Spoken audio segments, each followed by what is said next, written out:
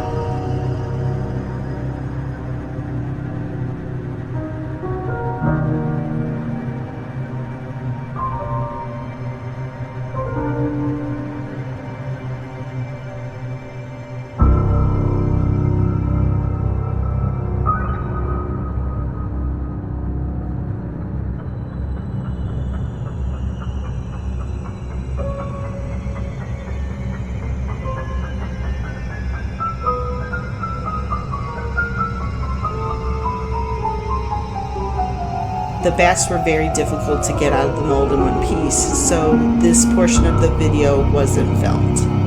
It took some practice to get the majority of the bats out of the molds without breaking the wings. Thank you for watching our video, and please don't forget to check out our website at www.sweetscentshop.com. Have a great day.